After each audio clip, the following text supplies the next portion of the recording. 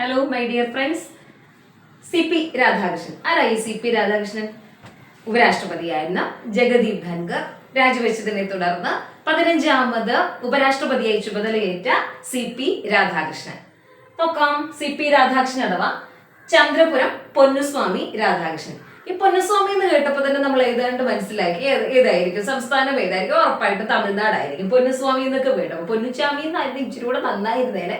എന്തായാലും ചന്ദ്രപുരം പൊന്നുസ്വാമി രാധാകൃഷ്ണൻ തമിഴ്നാട് ജില്ലയിലെ തിരുപ്പൂരിൽ 1957 ഒക്ടോബർ 20 ജനനം.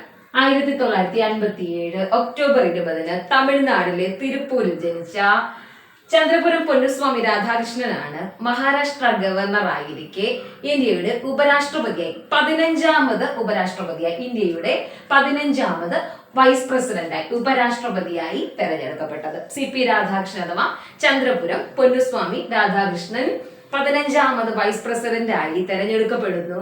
എവിടെന്നാ ഇദ്ദേഹം വരുന്നത്? ഇദ്ദേഹം വീട്ടിൽ വരുന്നത്. എവിടെ ഇദ്ദേഹത്തിന്റെ സ്വന്തം സ്ഥലം?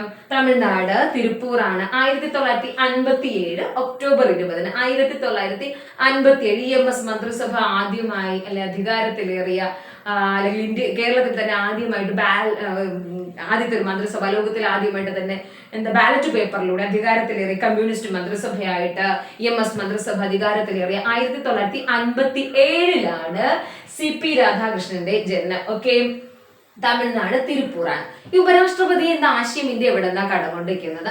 അത് USA നിന്ന്. ഉപരാഷ്ട്രപതി എന്ന ആശയം ഇന്ത്യ USA എന്നാ കടമെടുത്തേക്കുന്നത്. ബാഗ് ഓഫ് ബോറോയിങ്സ് അഥവാ കടമെടുക്കലുകളുടെ സഞ്ചി എന്നറിയപ്പെടുന്നതാണ് ഇന്ത്യൻ ഭരണഘടന. അത് നമുക്ക് അറിയാവുന്ന കാര്യമാണ് അല്ലെ? അപ്പൊ അങ്ങനെ കടമെടുത്ത് വല്ലാണ്ട് വലുതായി പോയി. എഴുതപ്പെട്ട ഭരണഘടനകളിൽ വെച്ച് അല്ലെങ്കിൽ ലിഖിത ഭരണഘടനയിൽ വെച്ച് ഏറ്റവും വലിയ ഭരണഘടന ആരുടേതെന്ന് ചോദിച്ചാൽ ഏതാണ്? നമ്മുടെ സ്വന്തം ഇന്ത്യൻ ഭരണഘടനയാണ്. ഏറ്റവും ചെറുത് ചോദിച്ചാലും അമേരിക്കൻ ഭരണഘടനയുമാണ്, റിട്ടൺ കോൺസ്റ്റിറ്റ്യൂഷനിൽ വെച്ച്. ആർട്ടിക്കിൾ 63 മുതൽ 71 വരെയാണ് ഉപരാഷ്ട്രപതിയെ കുറിച്ച് പരാമർശിച്ചിരിക്കുന്നത്. ആർട്ടിക്കിൾ 63 മുതൽ 71 വരെയാണ് വൈസ് പ്രസിഡന്റ് അഥവാ ഉപരാഷ്ട്രപതിയെ കുറിച്ച് പറഞ്ഞിരിക്കുന്നത്. ഉപരാഷ്ട്രപതിയെ കുറിച്ച് പറഞ്ഞിരിക്കുന്നത് ഇതാ, ആർട്ടിക്കിൾ 63 മുതൽ 71 വരെ. അപ്പോ ഇന്ത്യയുടെ 15ാമത് ഉപരാഷ്ട്രപതിയായി ആരെ തെരഞ്ഞെടുക്കുന്നു? CP രാധാകൃഷ്ണനെ തെരഞ്ഞെടുക്കുന്നു. ചന്ദ്രപുരം പൊന്നുസ്വാമി രാധാകൃഷ്ണൻ 1957 ഒക്ടോബർ 20 തമിഴ്നാട് തിരുപ്പൂർ. ഉപരാഷ്ട്രപതി എന്ന ആശയം ഇന്ത്യ കടമെടുത്തേക്ക് USA നിന്നാണ്. 63 മുതൽ 71 വരെയുള്ള ആർട്ടിക്കിളുകളിലാണ് ഭരണഘടനയിൽ ഉപരാഷ്ട്രപതിയെ കുറിച്ച് പറഞ്ഞിരിക്കുന്നത്. ഓക്കെ അല്ലേ? യെസ്. അടുത്ത് നമ്മൾ പറഞ്ഞത് ഇദ്ദേഹത്തിന് ഒരു രാഷ്ട്രീയ പശ്ചാത്തലമുണ്ട്. ഇദ്ദേഹം 2 തവണ ലോക്സഭ MP ആയിട്ടുണ്ട്. 2 തവണ ലോക്സഭ MP ആയിട്ടുണ്ട്. എവിടെന്നാ? കോയമ്പത്തൂരിൽ നിന്നാണ്.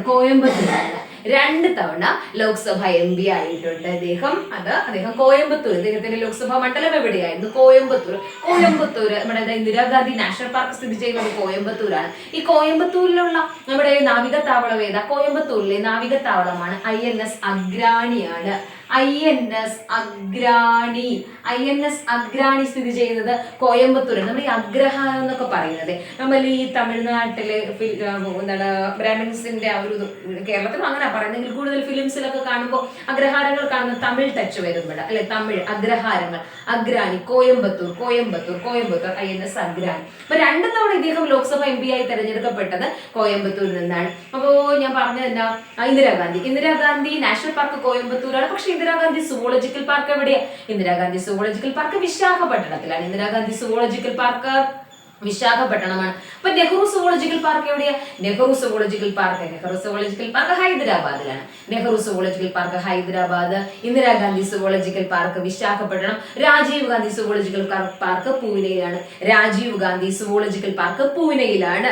എന്നാൽ സുവോളജിക്കൽ സർവേ ഓഫ് ഇന്ത്യ എവിടെയാ? അത് കൊൽക്കത്തയിലാണ്. Zoological survey of India, botanical survey of India ഒക്കെ കൊൽക്കത്തയിലാണ്. Zoological survey of India, botanical survey of India ഒക്കെ വരുന്നത് എവിടെയാ? കൊൽക്കത്തയിലാണ് വരുന്നത്. എന്നാൽ Nehru zoological park Hyderabad, Indira Gandhi zoological park Visakhapatnam, Rajiv Gandhi zoological park പൂനെയിലുമാണ്. സെറ്റ്.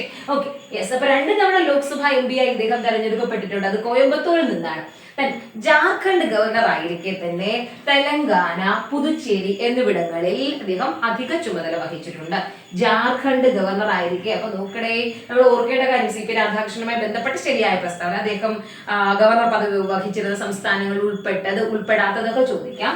ജാർഖണ്ഡ് ഗവർണർ ആയിരിക്കെ തെലങ്കാന, പുതുച്ചേരി എന്നിവിടങ്ങളിൽ അധിക ചുമതല വഹിച്ചിട്ടുണ്ട്. ജാർഖണ്ഡ് ഗവർണർ ആയിരിക്കെ തെലങ്കാന, പുതുച്ചേരി എന്നിവിടങ്ങളിൽ അധിക ചുമതല വഹിച്ചിട്ടുണ്ട്.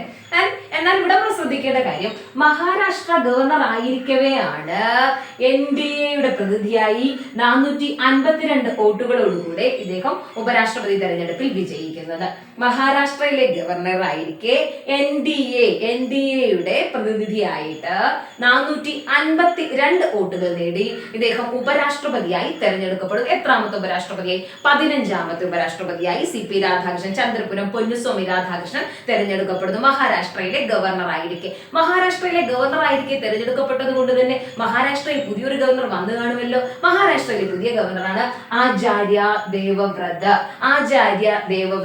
ആചാര്യ ദേവവ്രത് നിലവിൽ ഗുജറാത്തിലെ ഗവർണറായിരുന്നു കേട്ടോ. അപ്പൊ അദ്ദേഹത്തിന് ഇപ്പൊ മഹാരാഷ്ട്രയുടെ അധിക ചുമതലയാണ് കൊടുത്തേക്കുന്നത്. ഗുജറാത്തിൽ എന്ന് ചോദിച്ചാലും മഹാരാഷ്ട്രയിൽ ചോദിച്ചാലും ഗവർണർ ആരാ? ആചാര്യ ദേവവ്രത് ആണ്. ആചാര്യ ദേവവ്രത്. എക്സാമിന് പോകുന്നതിന് മുമ്പ് ഈ ഗവർണർ, CM ഇതുപോലെയുള്ള കാര്യങ്ങളൊക്കെ എന്ത് അപ്ഡേറ്റ് ചെയ്തോളാം. ഇന്ന് ആചാര്യ ദേവവ്രത് ആണെങ്കിൽ നാളെ ആചാര്യ ദേവവ്രത് ആകണമെന്നില്ല. അപ്പൊ ആ കാര്യങ്ങളൊന്ന് അപ്ഡേറ്റ് ചെയ്യുക. നിലവിലുള്ള കാര്യമാണ് പറയുന്നത്. ഓക്കെ, മഹാരാഷ്ട്ര ഗവർണർ ആയിരിക്കെ ഉപരാഷ്ട്രപതിയായി ആര് പോകുന്നു? CP രാധാകൃഷ്ണൻ പോകുന്നു. സോ മഹാരാഷ്ട്ര ഗവർണർ ആയിട്ട് ആചാര്യ ദേവവ്രത്. മഹാരാഷ്ട്രക്ക് എന്തൊക്കെ പ്രത്യേകതകളുണ്ട്? ഏറ്റവും കൂടുതൽ ഡിജിറ്റൽ മാലിന്യങ്ങൾ പുറന്തള്ളുന്ന സംസ്ഥാനമാണ് മഹാരാഷ്ട്ര, അല്ലെ? മുഴുവൻ കണ്ടൽക്കാടുകളെയും റിസർവ് വനമായി പ്രഖ്യാപിച്ച സംസ്ഥാനം ചോദിച്ചാൽ മഹാരാഷ്ട്രയാണ്. മുഴുവൻ കണ്ടൽക്കാടുകളെയും റിസർവ് വനമായി പ്രഖ്യാപിച്ചത് മഹാരാഷ്ട്ര. കണ്ടൽക്കാട് എന്ന് കേട്ടുമ്പോൾ മനസ്സിനകത്ത് ഓർമ്മ ടീച്ചർ, അത് വെസ്റ്റ് ബംഗാൾ അല്ലേ? യെസ്, തീർച്ചയായിട്ടും. ഏറ്റവും കൂടുതൽ കണ്ടൽക്കാടുകൾ ഉള്ളത് എവിടാന്ന് ചോദിച്ചാൽ വെസ്റ്റ് ബംഗാളിലാണ്. എന്നാൽ സംസ്ഥാനത്തെ മുഴുവൻ കണ്ടൽക്കാടുകളെയും റിസർവ് വനമായി പ്രഖ്യാപിച്ചത് അത് മഹാരാഷ്ട്രയാണ്. അതുപോലെ തന്നെ 2024 ഒരു പ്രത്യേകത ഉണ്ടല്ലോടാ, ട്രാൻസ്ജെൻഡേഴ്സിന് കോളേജുകളിലും യൂണിവേഴ്സിറ്റികളിലും സൗജന്യ വിദ്യാഭ്യാസം. എങ്ങനെ? ട്രാൻസ്ജെൻഡേഴ്സിന് കോളേജുകളിലും യൂണിവേഴ്സിറ്റികളിലും സൗജന്യ വിദ്യാഭ്യാസം ഏർപ്പെടുത്തിയ സംസ്ഥാനമാണ് മഹാരാഷ്ട്ര. യഹൂദന്മാർക്ക് മീൻസ് ജൂതന്മാർക്ക് മൈനോറിറ്റി സ്റ്റാറ്റസ്, ന്യൂനപക്ഷ പദവി നൽകിയ ആദ്യത്തെ സംസ്ഥാനം ചോദിച്ചാലും മഹാരാഷ്ട്രയാണ്. യഹൂദന്മാർക്ക് ന്യൂനപക്ഷ പദവി നൽകിയ ആദ്യത്തെ സംസ്ഥാനം ചോദിച്ചാൽ അതേതാ? അത് മഹാരാഷ്ട്രയാണ്. മറന്നുപോണ്ട. Yes, okay. അപ്പോ മഹാരാഷ്ട്രയിൽ ഗവർണർ ആയിരിക്കെയാണ് ആര്? നമ്മുടെ CP രാധാകൃഷ്ണൻ 15ാമത് വൈസ് പ്രസിഡന്റായി ചുമതലയേൽക്കുന്നത്.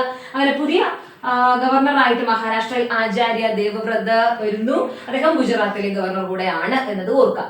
യെസ്, അപ്പോ രാധാകൃഷ്ണൻ വിജയിച്ച കാര്യം പറഞ്ഞു. അപ്പൊ സ്വാഭാവികമായിട്ടും അദ്ദേഹം ആർക്കെതിരെയാണ് മത്സരിച്ചത് എന്ന് നമ്മൾ അറിയണമല്ലോ. അദ്ദേഹത്തിനെതിരെ മത്സരിച്ചത് B സുദർശൻ റെഡ്ഡിയാണ്.